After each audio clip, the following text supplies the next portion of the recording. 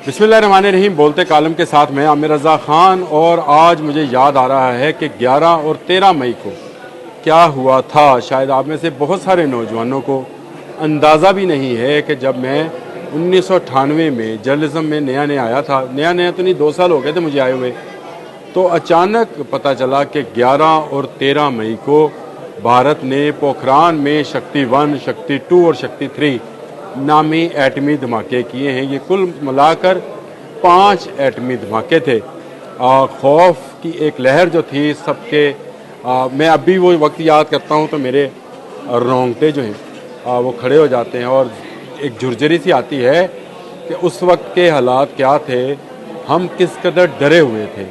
और लगता ये था कि ये धमाके राजस्थान में पोखरान के इलाके में नहीं किए गए, ज़ेरे ज़मीन नहीं हुए, हमारे सरों पर कर दिए गए हैं।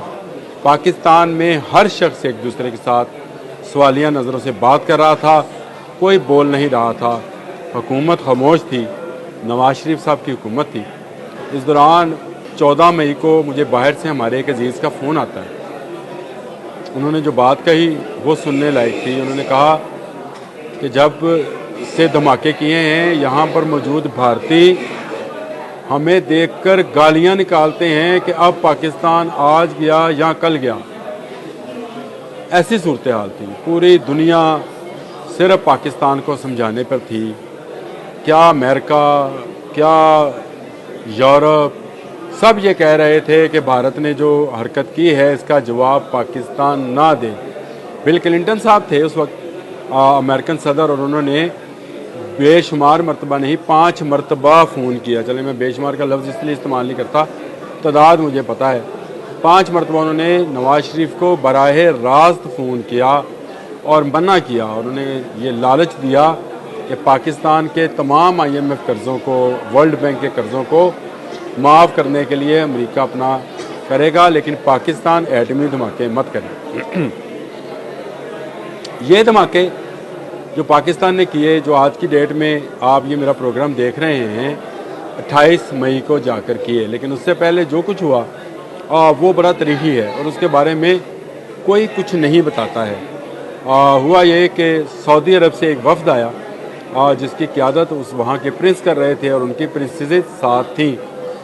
अरब ममालिक में अगर आपका शाही ख़ानदान का शख्स अपनी बेगमात को साथ लेकर, अपने हरम को साथ लेकर आता है, उसका मतलब बहुत बड़ा मतलब होता है कि उसको इनकार नहीं करना, वो अपना घर भर साथ लेके आया है। ये बातें मुझे मुबशरा बाजवा ने बताई, जो कि उन दिनों में उन ख़वातीन की टेक केयर पे मामूर थी, सरकारी अफसर थी। बाद में वो खैर PCB में आई तो वहीं पर मेरी उनसे मुलाकात हुई, तो उन्होंने कहा कि गवर्नर हाउस लाहौर में अरब शहजादे ने नवाज शरीफ को गले लगा कर रोना शुरू कर दिया और कहा कि mister Nawaz Sharif, only you can do this, please do this. The whole Muslim world wants to see a nuclear state like Pakistan, please do it. और उसके बाद नवाज शरीफ ने वो फैसला किया। चलें आप ये कह लें, नवाज शरीफ ने, उस वक्त की फ़ौजी क़यादत ने, साइंसदानों ने वो फ़ैसला किया जिसने आगे चलकर पाकिस्तान को हमेशा हमेशा के लिए भारत से महफूज बना दिया। ये जो हमने 10 और 11 मई को जंग जीती है, ये सिर्फ इसलिए जीत ली कि हमारे पास भी एटमी कुव्वत थी और भारत से बेहतर थी। अगर हमारे पास भारत से बेहतर एटमी कुव्वत ना होती तो शायद हम ये जंग भी ना जीत पाते, क्योंकि हमें एटमी हमलों से धमकाया जाता, डराया जाता। लेकिन पता था कि वहाँ से गोली आएगी तो इधर से अल नसर ही आएगा एटमी वेपन्स लेकर, जो कि भारत से ज़्यादा सोफिस्टिकेटेड मोबाइल और मिसाइल है और भारत से ज़्यादा सोफिस्टिकेटेड और वेपन्स भी जो हैं पाकिस्तान के पास मौजूद हैं। इसी ने इस जंग को बढ़ने नहीं दिया। डोनाल्ड ट्रंप बीच में कूद पड़ा, उसने भारत को माफ़ी दिलवा दी कि माफ़ कर दो, इससे गलती हो गई थी, आइंदा नहीं करेगा। लेकिन भारत शरारती बच्चा है, आइंदा भी करेगा। मेरे आज का वीडियो का मकसद आपको 28 मई के उस हसासियत का बताना था जिसमें हमने ये धमाके किए थे। अगर हम चागी के मुकाम पर पहाड़ों के अंदर, वैसे बाय द वे दुनिया मानती है कि जिन्होंने समुंदर के अंदर किया उन्होंने समंदर में जुल्म किया, जिन्होंने ज़मीन ज़ेर ज़मीन किया जैसे भारत ने किया, उन्होंने ज़ेर ज़मीन चीज़ों को जो है वो जहरीला किया। लेकिन सबसे महफूज पाकिस्तानियों ने किया, जिन्होंने चागी के पहाड़ के अंदर पत्थरों के दरमियान में रखकर एक नहीं, दो नहीं, तीन नहीं, चार नहीं, पाँच नहीं, 6 एटमी धमाके किए। और ये एटमी धमाके कैसे किए गए, अमेरिका की नज़रों से कैसे ओझल रखा गया, कैसे वहाँ पर न्यूक्लियर रॉड्स पहुँचाए गए, कैसे वो बटन पहुँचाया गया, ये एक लंबी कहानी है जिस पर मुझे अभी नहीं जाना है। मुझे आपको ये बताना है कि हमें मुआवजा करना पड़ेगा कि इस वक्त भी भारत और पाकिस्तान के एटमी जो प्रोग्राम है उसमें क्या है। तो मैंने ये मुआवजा जब किया लिखा तो उसके मुताबिक पाकिस्तान ने 28 और 30 मई को 6 धमाके किए थे, भारत ने 11 और 13 मई को 5 धमाके किए थे।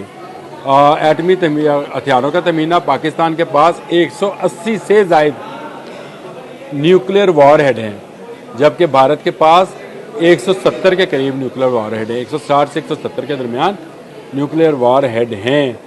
और अगर फौजी डॉक्ट्राइन का मुताला किया जाए तो पाकिस्तान की डॉक्ट्राइन पहले हमला करने की है, यानी उसको लिखा ये गया है फर्स्ट यूज़ एम्बिग्यूटी, यानी पाकिस्तान इससे पहले कि उस पर हमला किया जाए वो हमला कर देगा। जबकि भारत में नो फर्स्ट यूज़ की पॉलिसी जो है उसको अपनाया गया है। पाकिस्तान के पास जो मिसाइल हैं जो एटमी वारहेड ले जा सकते हैं, गौरी, शाहीन, अब्दाली, नसर और अब फतेह भी आ गया है।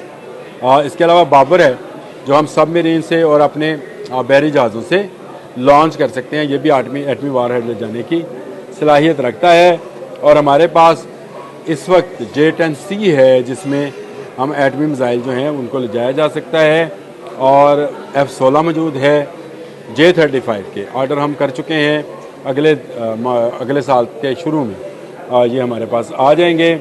और इसके अलावा अगर कहा जाए तो उन्होंने कहा एटमी मवाद यूरेनियम HEU हाईली इनरिच, ज़्यादातर यूरेनियम है हमारे पास और अनरिच्ड है, और भारत के पास जो है वो प्लूटोनियम है। इसमें भी फ़र्क है। एटमी खिलाफ मुआहदा हमने भी दस्तखत नहीं किए, भारत ने भी नहीं की, सच्ची बात करनी चाहिए। और सिविलियन न्यूक्लियर तावन ये हम चीन से साथ कर रहे हैं। वैसे हमने एटमी बिजली घर तो बहुत पुराना लगा रखा है खुशाब के इलाके में, और अब भी हम उससे बिजली बनाते हैं। तो अगर ये तकाबली जायज़ा लिया जाए तो पाकिस्तान इस वक्त एटमी सूरत हाल में भारत से एक कदम आगे है। अगर न्यूक्लियर वॉरहेड की बात की जाए तो वो ज़्यादा हैं, पाकिस्तान उसको लॉन्च करना चाहे तो उसके पास मिसाइल ज़्यादा हैं। उनके पास जो है वो पृथ्वी है और अग्नि है, 2 मिसाइल उनके पास हैं जी। अग्नि सीरियस है 1 to 5 और उसके बाद उनके पास पृथ्वी है, पृथ्वी मिसाइल। जबकि पाकिस्तान के पास मैंने आपको बताया शाहीन की 3 किस्में हैं और बहुत सारे एटमी हथियार पाकिस्तान रखता है।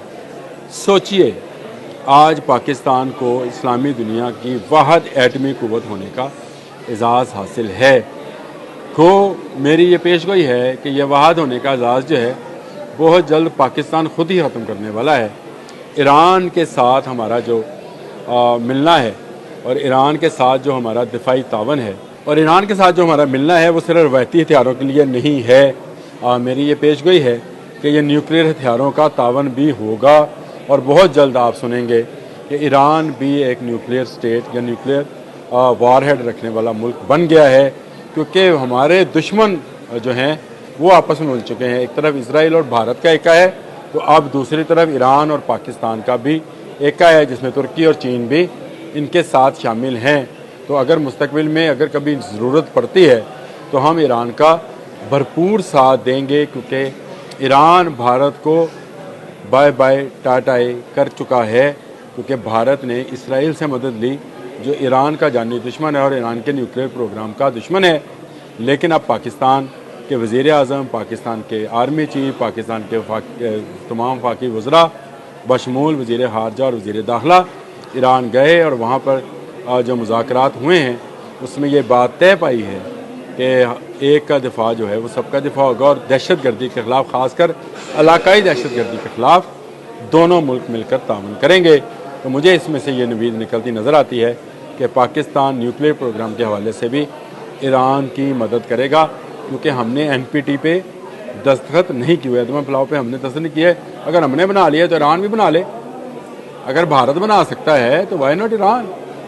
अगर ईरान भी बना लेता है, न्यूक्लियर पावर बनता है और हमारा इस्लाम मुस्लिम दुनिया का मुल्क है, तो इजराइल और भारत को तो पेचिश लगने हैं, लगते हैं तो लगते रहें, लेकिन पाकिस्तान आज एक न्यूक्लियर पावर है। आप सब लोगों को मुबारक हो कि इसी न्यूक्लियर पावर होने की स्टैंप ने हमें बचा रखा है। अब तक के लिए इतना ही। YouTube पर गूगली न्यूज देखने के लिए youtube.com की सर्च बार में गूगली न्यूज TV टाइप करें। गूगली न्यूज के पेज पर सुर्ख रंग के सब्सक्रिप्शन वाले बटन पर क्लिक करना ना भूलिए। YouTube पेज पर अपलोड होने वाली वीडियोस से बाखबर रहने के लिए बेल आइकन पर क्लिक कीजिए। आपको हर नई वीडियो के बारे में नोटिफिकेशन मौसूल हो जाएगा।